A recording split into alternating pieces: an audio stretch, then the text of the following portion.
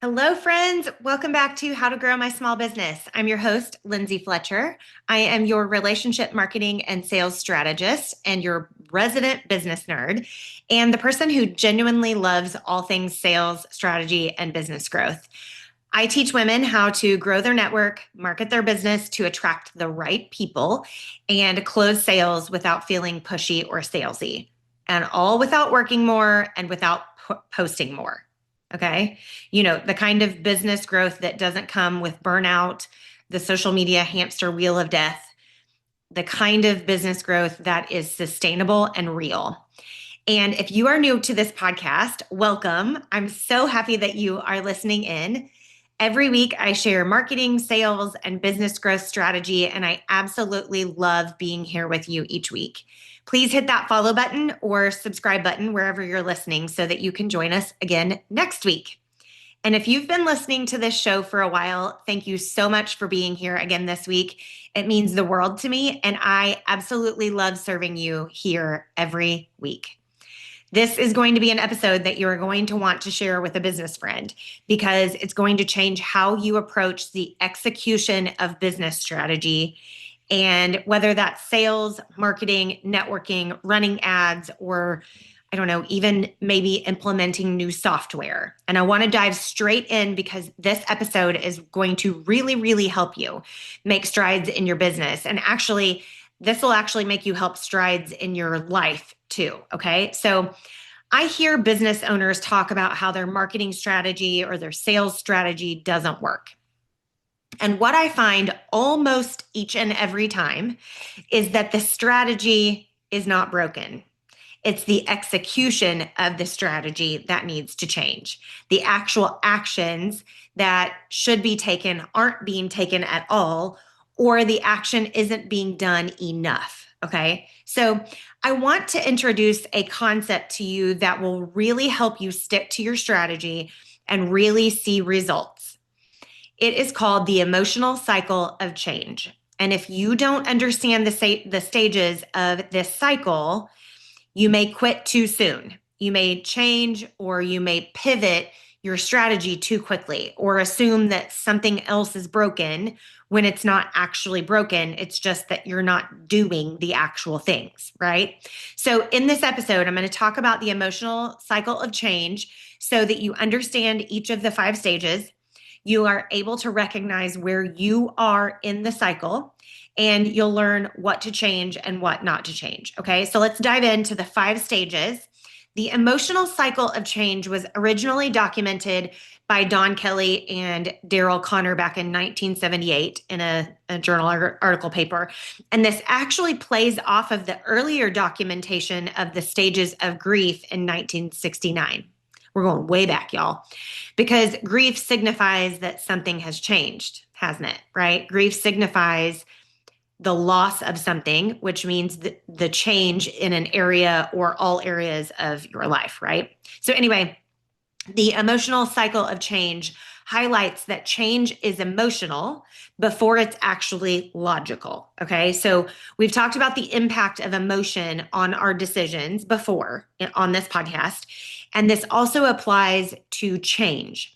And when we get emotional about the change and we can have some big feelings about change, our emotions show up before our logical brain catches on and tries to help us out, right? And business growth is personal. And because it's personal, big emotions can come with change in business, right? Business growth is personal, isn't it?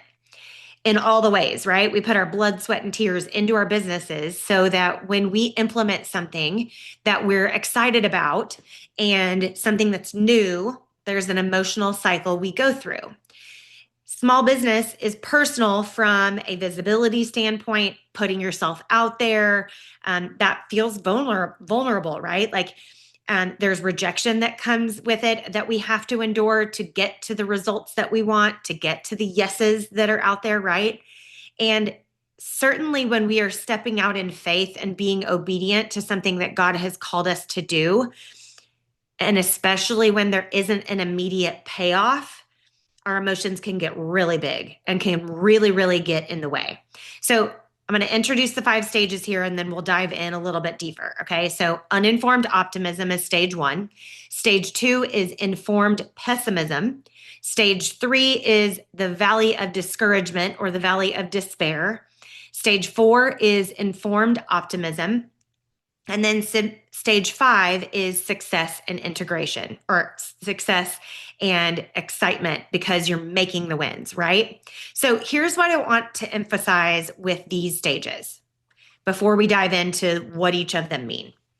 Everyone goes through these stages when emotions happen, when change happens. Everyone goes through these emotional stages, and people typically quit at stage 2 or stage 3, okay? And what quitting at stage 2 or stage 3 does is it creates the illusion that nothing is working. Okay. So everyone goes through it. Most people quit at stage 2 or stage 3, and quitting early creates an illusion. It creates a false narrative that nothing works. So let's dive into stage 1. This is uninformed optimism. This is when the new strategy or the new shiny thing in your business feels really exciting. You feel really motivated to get going. This is going to work. You have high energy, you have high expectations, and you have no data to back it up, but you're just excited and you're just optimistic. Okay. So this could be something like starting a new marketing strategy, or launching a new offer, or joining a new networking group, or starting to post consistently for the first time, having an actual plan for your social media, right? In non-business related types of things, this could be starting a new workout plan. It could be your New Year's goals. Maybe it's a new morning routine where you read your Bible and you pray because you want to grow your faith. You want to grow your relationship with Jesus. Now, here's the deal with this stage. This stage feels awesome. It feels amazing because it is fueled by hope. And remember that there is no data to really speak of in this stage 1. Nothing is really working yet. You're just getting started and it's just exciting, okay? Then we move to stage 2. Stage 2 is called informed pessimism. And this stage feels a little bit pessimistic. You start going in the negative direction, okay?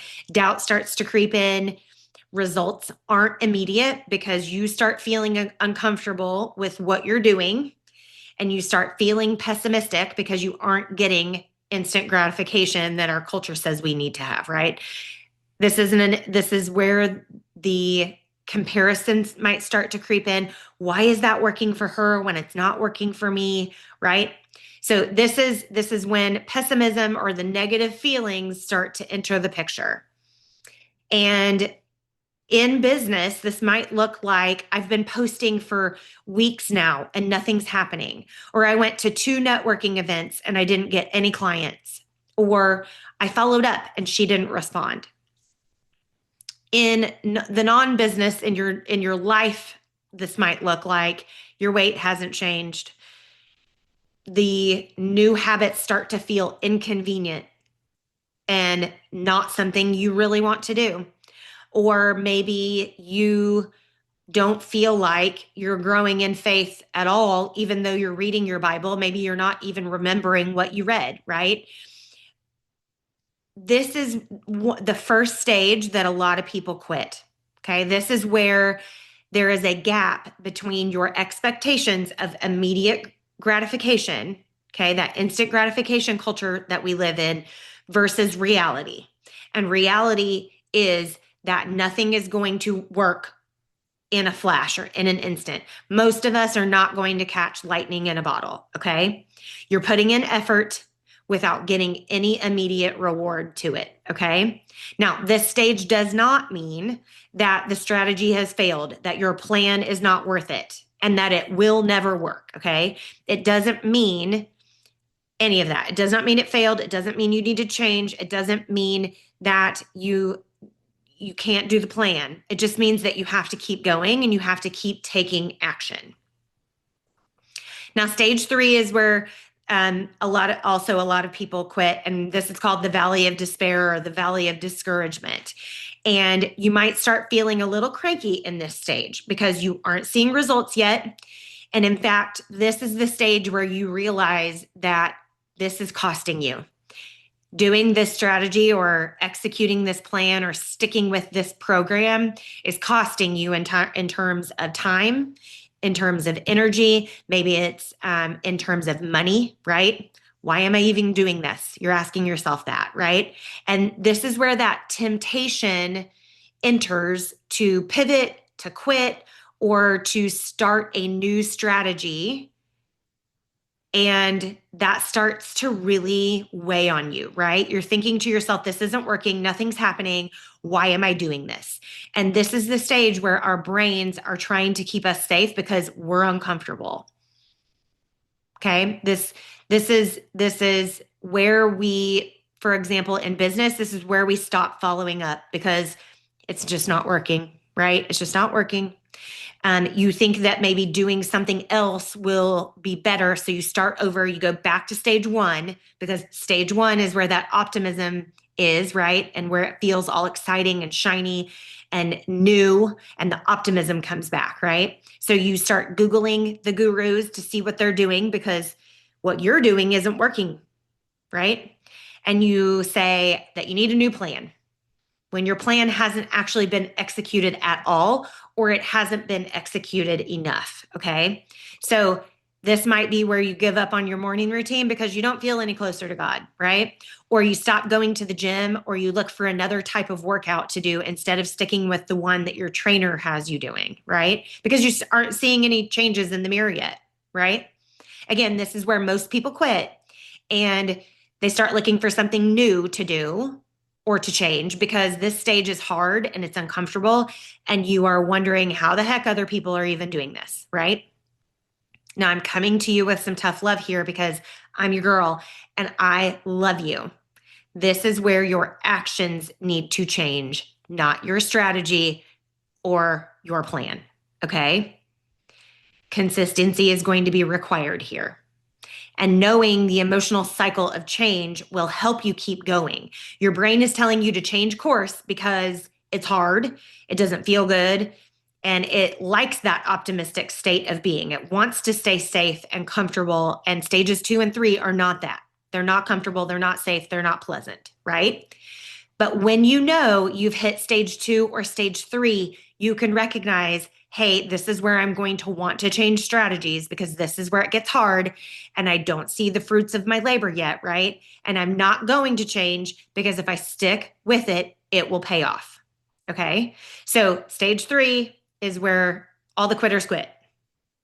Okay.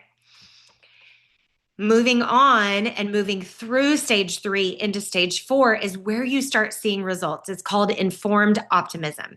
Small wins start to appear and small amounts of progress starts to be made, and data starts showing you that it's working, right? Patterns are starting to form, and this is where your confidence grows and your momentum builds, especially in your sales and marketing strategies in your business, right? This is where people start responding to your follow-up. They start referring your business, right? This is where that optimism starts to come back. Now, like I said, referrals may start coming in from your networking and building relationships. Your follow-up starts paying off with a new sale or 2 or 3, right? And people start recognizing your name and associating that with your business and excellent work. And sales conversations start feeling easier, right? We've hit that valley of despair and we're back climbing back up the mountain where things are starting to feel good again. In your non-business world, you might have some pep in your step because you're feeling better mentally and physically because you're doing the right things. You're doing the weight training or you're sticking with your personal trainer's plan, right? And people may even start commenting about how great you look or that something seems different in a good way, right? Progress is starting to become visible in some way, right? So this stage only happens if you stay through the discouragement, if you stay through that valley of despair and you tell your brain to shut up and that you are sticking with the plan. You didn't change strategies to get to stage 4. You stayed faithful, you continued with action, and you're starting to see the fruits of your output. Okay. Then when you get past stage 4, you move into stage 5, and this is where the success happens. Okay. This is where you see the success. Your strategy feels normal. You're less emotional. You use less emotional energy every day to do the tasks in this strategy, in your marketing strategy, in your sales strategy, in your relationship building strategy, right? Your systems start to replace your effort, right? You just know what to do, when to do it, and you just do it, right? And confidence in the strategy or your plan becomes rooted in data. You have more leads, you have more sales as a result of following the plan or the strategy. And now you have numbers to prove it, right? You're seeing more predictable sales because the follow-up strategy you put into place is working. You have clear messaging in your marketing because it's working. You now have repeatable processes in place, and there's less urgency and there's more peace. And can we get a hallelujah to having peace in small business? Okay. So here's what I see business owners changing because they hit stage 2 or 3, to give you some examples and some examples of where they decide to quit and restart. Okay. They often will change the platform, right? They'll go from TikTok to Instagram, for example, hoping that that's the answer. Well, the Instagram just isn't it because I'm just not getting any traction there. So let's go to Instagram, right? Or they change their messaging, or they change their offer, right? They create another offer hoping that someone will buy with the new shiny thing, right? Or maybe they change their pricing. Pricing's a big one. Most of the time, people end up lowering their pricing, hoping that it gets people to buy. And friends, hope is not a strategy, okay? What they actually needed to change were things like frequency. You probably need to double down on the strategy and do the actions more, okay? And I'm not talking living on social media. I'm not talking about posting all the things all the time, 72 times a day, you have something that you're posting. I'm not talking about that. I'm talking about doing it consistently, but doing it frequently enough that the algorithm sees that it's consistent. I'm not a social media thing, right? Or a social media expert. I'm not a social media person per se. But sometimes we just need to stick to the strategy and the frequency that we have built into the strategy, right? In networking, for example, I see it all the time. Someone comes to one event, they talk to only the people at their table. And I know networking can be uncomfortable if you've never networked before, or if you don't know anyone in that space or in that room. But then they decide that after one time that it doesn't work for their business. Here's what should be happening. Even if you don't talk to anyone outside of the people at your table, you should be getting their contact information, and you should be reaching out to schedule a meeting to learn more about them and their business and how you can support them. Give before you take in networking, and it will pay off, right? Another thing that I see that needs to change is follow-up procedures, right? You probably followed up once and decided it didn't work. But what you have to remember is that only 2% of sales take place in the first contact or touch point or conversation. 80% of sales happen in the 5th through 12th follow-up. That's 5 to 12 follow-ups before the sale happens. And in a lot of cases, people will linger, especially if you're selling through social media. People will linger for a long time before they'll actually understand they can purchase from you, or you're actually speaking the words that they need to hear so that they purchase from you, right? Another thing is consistency, committing to doing it, whether you are seeing the fruits of your labor or not. Showing up on the social media platform of your choice, in your Facebook group or in your email to your email subscribers, right? Whatever it is, it's going to take consistency. You have to build trust that you are going to show up there to show people that you are serious and that they should take you seriously, right? You may need to have more conversations. You may need to have more networking conversations, more sales conversations. You may need to figure out how to have sales conversations or networking conversations that feel natural or not salesy or pushy, right? You may need to learn how to lead those conversations with clarity and confidence. And you may need to just execute the plan. Okay. So, like, just some tough love because I love you. Taking action is the only way you're going to get results. Okay. Hope isn't a strategy. And that initial stage of uninformed optimism isn't going to get you anywhere. Most strategies fail because they were abandoned too soon, right? You hear it in with the gurus talking all the time, like you may be one follow-up away from getting the sale, right? Or landing the new speaking gig or getting the right types of clients into your funnel, right? So I have some questions for you here that I want you to ask yourself about the emotional cycle of change. What stage are you in right now? What strategy are you tempted to quit? And what action needs to change? And by change, I mean you may need to increase the number of actions you're taking, or you may need to commit to being more consistent with the action that you're taking that is necessary to hit your goals. Okay. So, a couple of things that you can implement here today, right now, is pick one of your strategies, pick a marketing strategy, pick a sales strategy, pick a networking strategy, whatever that looks like. Pick one strategy. And I want you to commit to a time frame. I recommend 12 weeks because it gives you time to map it out the plan. It allows you to have a couple of checkpoints along the way to see what stage of the emotional cycle of change that you're in, that you and what actions you might need to change along the way, right? And it's long enough that there will be enough time passed to see the strategy through and see that it's actually working. But it's also short enough that you can actually see the light at the end of the tunnel. Like, it's not like you have to do this for a whole year to see results. Do it for 12 weeks. Map the plan out and do it, right? And then I want you to track your actions, not just your outcomes, okay? I want you to track what you're doing and how you're doing it so that you can tweak or change your actions when you find what works and what doesn't, right? So you're going to have to stay consistent longer, and that feels uncomfortable to get through that stage 2 or that stage 3, right? All right. That is the emotional cycle of change. And I really hope it helps you understand what your brain is doing when changes are happening and you think you need to change your strategy. You likely don't. You just need to change your actions. Okay. All right. Friends, if this episode was helpful, would you hit that follow button and share this episode with a business friend? Maybe one that is frustrated with not seeing results or one that is just now starting out in business. I would so appreciate it. And I'm just so grateful that you were here for another episode of How to Grow My Small Business. And I'm cheering you on, friend.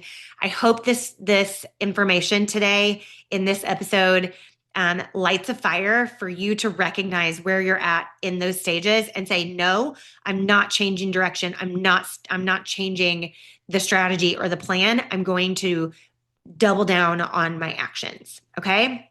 As always, I'm praying for you and I'm praying for your business, and I will talk to you next week.